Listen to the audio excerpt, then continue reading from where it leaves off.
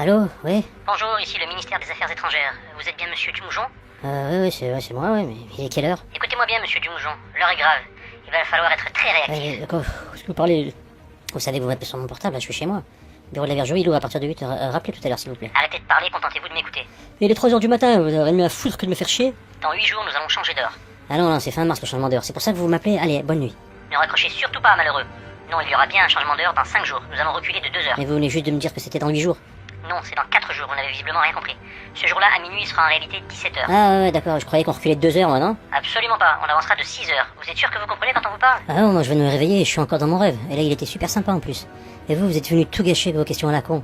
Il me reste plus que ça, moi, les rêves. C'est le seul endroit où je suis encore en liberté. Alors barrez-vous de mon rêve. Est-ce que vous faites chier, là? Vous êtes qui, d'abord? Le ministère des Affaires étrangères, c'est ça?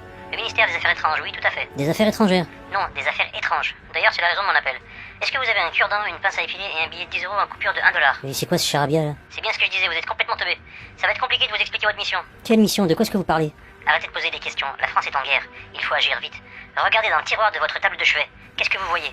Alors, il y a une photo de Epstein, avec Gilles Maxwell, et des gars... Ah, c'est dégueulasse, putain... Non, alors c'est l'autre tiroir. Ah, alors là, c'est une photo avec Véreux, avec Macron et Castex avec des enfants, putain, mais c'est dégueulasse, c'est à vomir, putain, mais c'est quoi ça? Mais non, c'est pas ça non plus. Attendez, deux secondes, là, je comprends pas, comment elles sont arrivées dans mes tiroirs, ces photos? C'est pas la question, on a un gros souci, on va être obligé de vous exfiltrer. C'est une blague? Pas du tout, en tant que fils de putologue agréé par le ministère amer et les amendes du même genre, je suis assermenté pour vous contraindre. Fils de putologue, vous dites? Mais qu'est-ce que c'est encore que cette merde? C'est la même chose que président de la République, mais en moins crispé. Ouais, donc vous travaillez pour le gouvernement. Vous posez trop de questions, décrochez votre téléphone et faites le 12. Ça va être difficile. Je l'utilise déjà mon téléphone, je suis en train de vous parler avec. Ok, alors raccrochez et faites le 12. Et ne raccrochez pas, je vais entendre votre discussion. Bon, moi je veux bien raccrocher, mais j'ai un fils de putologue qui comprend pas que si je raccroche, la communication va être coupée. Ouais, c'est pas faux. Bon, changement de plan. Regardez dans le tiroir de gauche. Je viens de le faire à l'instant. Exécutez les ordres. Ok. Bon.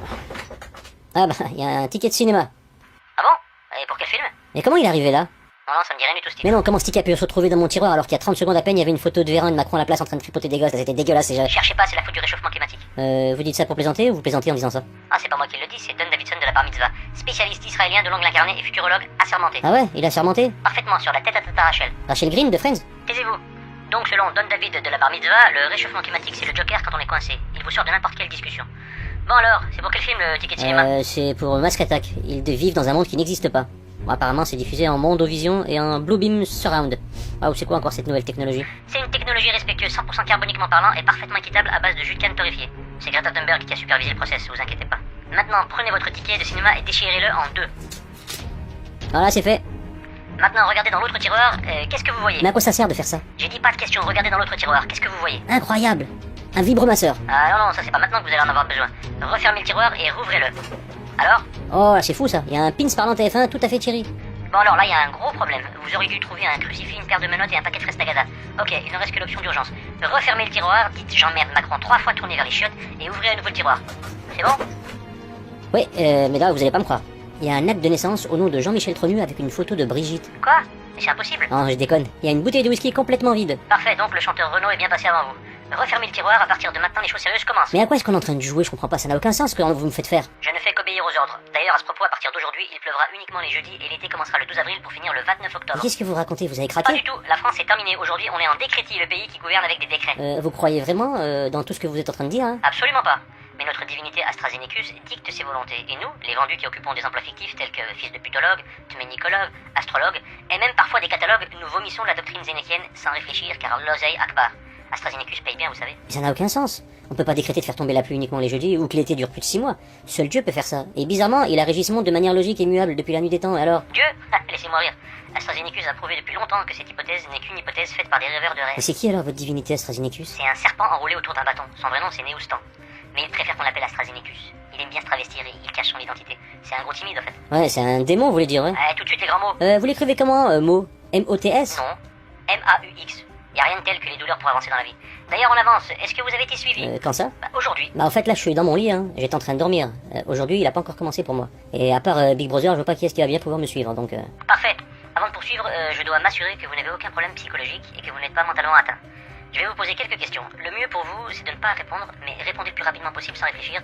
Alors, vous êtes prêts? Sans intérêt. Non, ça n'a pas encore commencé. Ah pardon, excusez-moi. C'est parti. Si je vous dis cours Forest, cours, vous pensez à quoi? Caroline Fourest, la mytho. La nuit, tous les chats sont... Tatoué, vacciné, pucé, comme prévu prochainement pour les humains. Armageddon, Jacques Attali. pantalon ou une jambe, Jacques Attali. Jacques Attali, Grossiste en vaseline. Michel Onfray, président du cercle des boulettes disparus. Mais encore. On ferait bien de la fermer, sa grande gueule, Michel. Ah, vous vous croyez drôle, là? Pourquoi? C'est moi qui pose les questions. Êtes-vous vacciné? Ouais, quand les poules auront des dents, hein. Eh bien, ça tombe bien, figurez-vous qu'il y a une équipe scientifique israélienne qui vient de mettre au point une nouvelle espèce de poule avec des dents. Bon, pour l'instant, il n'y a que les molaires. Mais c'est déjà bien. Rien à battre, allez, question suivante. Est-ce que vous le saviez? De quoi? Que le spécialiste de la vie après la mort est mort. Ouais, ben, encore une feignasse paye à rien foutre avec notre oseille pour une spécialité qui ne veut en plus absolument rien dire. Des parasites, voilà. Figurez-vous que le poste est à pourvoir, c'est payé 10 000 euros par mois. Regardez dans votre tiroir. Qu'est-ce que vous voyez? C'est quoi ça? C'est votre CV? Eh ouais, je postule pour le poste, figurez-vous. Vous ne l'aurez jamais, vous n'avez aucune qualification. Ça tombe bien, ce poste n'a aucune signification, je suis fait pour l'occuper. Non mais sans déconner, c'est quoi ce CV là?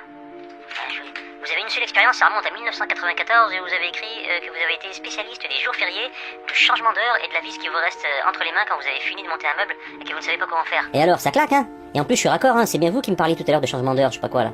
D'ailleurs, on en est où avec cette histoire parce que j'ai pas tout compris en vérité. Bon, le questionnaire est terminé, c'est nul. Je vais devoir faire un rapport et un signalement. Et si votre test PCR est positif, ça risque d'être négatif pour votre ganache. Comment ça, j'ai pas passé de test PCR? Ça, c'est ce que vous croyez. Bah non, je suis sûr que j'ai fait aucun test PCR quand même, je le sais. Le seul négatif, c'est celui des pellicules dégueulasses qui sont en train de se développer sur vos épaules. Eh, c'est pas interdit de se laver les cheveux de temps en temps, espèce de gros porc. Comment vous savez que j'ai des pellicules? C'est moi qui pose les questions, on reprend. Est-ce que vous êtes un extraterrestre au service d'une puissance intergalactique étrangère? Mais non, je suis un employé du ministère des Affaires étrangères. C'est faux, l'agent Mulder a tout avoué et il a balancé votre blaze. On sait tout, inutile de nier. Mais je vous jure, je suis un employé du ministère des Affaires étrangères et je connais pas l'agent Mulder, moi. Lui, il affirme qu'il vous connaît. Ah d'accord, j'ai compris, il y a méprise au fait, d'accord. C'est pas l'agent Mulder, vous voulez parler de l'agent Orange. Oui, c'est vrai, je l'ai bien connu. J'en ai même répondu fut un temps lors de missions en Asie du Sud-Est. Mais c'était les ordres de mon ancienne divinité, Bayard Monsatin. Hein. Depuis, je me suis converti à l'AstraZénéquisme, c'est l'histoire ancienne tout ça. Ça, c'est ce que vous dites, mais nous savons que vous savez qu'ils savent qu'ils ne savent rien, et même sans le savoir que le savoir est une arme, il est quand même désarmant de faire l'armée en Arménie. Franchement, j'ai rien compris du tout. Ou ailleurs, hein, l'Arménie c'est pas obligatoire, ça peut être n'importe quel autre pays. Ah oui, d'accord, ok, oui, bah moi je suis plus Russie. Donc vous avouez, vous reconnaissez n'être qu'un vulgaire expert en expertise qui veut nous imposer une taxe sur les taxes déjà taxées, c'est ça? Non. De toute façon, vous avez déjà signé vos aveux. Ça m'étonnerait, j'ai signé que dalle quand même, je sais ce que je fais. Regardez dans le tiroir de gauche de votre commode. Qu'est-ce que vous voyez? Oh non, comment j'ai pu signer ça, moi? C'est bien votre écriture de tardé mentale? Ouais. Est-ce que vous savez que vous avez fait plus de fautes d'orthographe qu'il y a de lettres? C'est du jamais vu, ça mérite le peloton d'exécution pour crime de haute trahison orthographique. Qu'est-ce que vous comptez faire maintenant? J'en sais rien, moi. Je m'en doutais, regardez dans le tiroir de droite. Il y a un vibromasseur. Voilà, on y est. Y a quoi d'autre? Il y a une perruque, une robe moulante dégueulasse aussi, et une carte d'identité au nom de Rosita Del Bosque di Bologno. Parfaitement. À partir de maintenant, vous allez occuper le poste qui vous sied à merveille, celui qui vous incarne le mieux. La petite topie babylonienne des laboratoires et des lobbies en tout genre, Rosita du bois de Boulogne. 5 000 euros le média mensonge, 10 000 euros le lot de 3, 100 000 euros si vous annoncez une vague prochaine de 400 000 morts sur une chaîne de grande écoute. Ah mais ça je peux pas le faire, hein, ça a déjà été fait par Martin Blachier. Donc... Alors regardez dans l'autre tiroir, vous trouverez la seule alternative valable qu'il vous reste. Ah mais non, mais c'est un revolver chargé avec 6 balles. Exactement.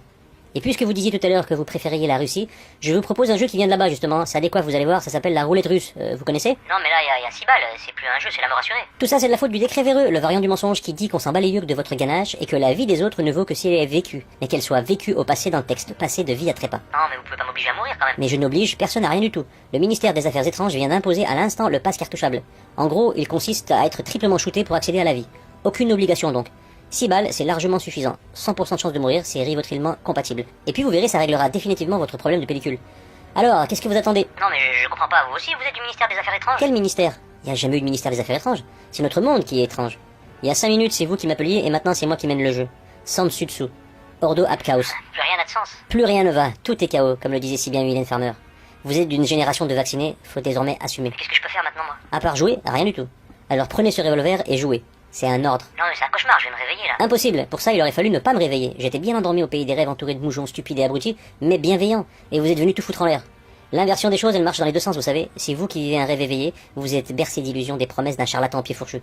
Vous avez voulu jouer, vous avez gagné. Comme établi par votre maître, rien n'est gratuit dans ce monde, alors il est l'heure de payer. C'est maintenant et c'est en cash.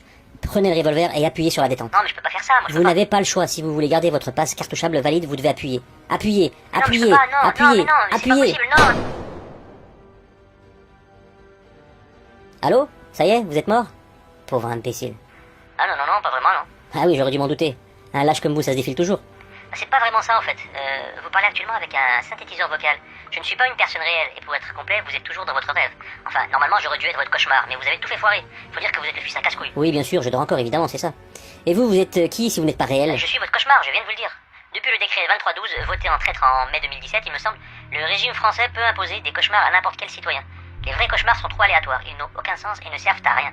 Du moins, ils ne servent pas nos intérêts. Alors, on a décrété que les cauchemars, c'était notre affaire. Est-ce que vous êtes drôle? Donc je suis en train de rêver et je parle en ce moment à mon cauchemar, c'est ça? Et vous avez raté votre effet cauchemardesque. Ok. Alors maintenant, vous pouvez vous barrer et faire cauchemarder quelqu'un d'autre. J'aimerais bien reprendre ma nuit si c'est possible et c'est pas trop vous demander, merci. Ça va être compliqué. De partir? Non, de faire cauchemarder quelqu'un d'autre. J'y arrive jamais. Faut dire aussi, comme tout ce que fait la France depuis des années maintenant, elle sous-traite. Et je vous le donne en mille et mille, elle sous-traite même les cauchemars. Comment ça, je comprends pas. En vérité, je m'appelle Lin Jing Zhangmin, et je vis à Shanghai et je bosse pour Satanic Dream, une boîte israélo-chinoise. J'ai un contrat payé à coups de latte pour faire cauchemarder les Français. Ok, tout s'explique donc. Made in China, c'est donc de la merde. Voilà. Comme le Covid. Oui, non, enfin, on peut pas tout à fait dire ça quand même. Ouais, ben moi je vais quand même le dire. Sur ce, bonne nuit et faites beaux rêves contrefaits.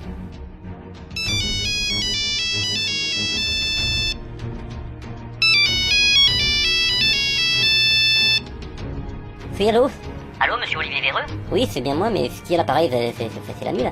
C'est le ministère des Affaires étrangères. Est-ce que vous avez déjà entendu une vérité durant votre vie? Oh mon dieu, ne me parlez pas de malheur, évidemment que non, je n'ai jamais entendu quand même. Ça tombe bien, l'heure est grave, il va falloir agir.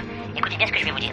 Vous allez finir en prison émasculé, Bill Gates aussi. Zemmour déteste la France, le nuage de Tchernobyl ne s'est pas arrêté à la frontière. Oh non, s'il vous plaît, non, pitié, arrêtez, mon dieu. Non, c'est un cauchemar, faut pas faire ça. Non, Patrick Bruel n'est pas un chanteur. Le lit à Baldaquin n'a jamais été à lui.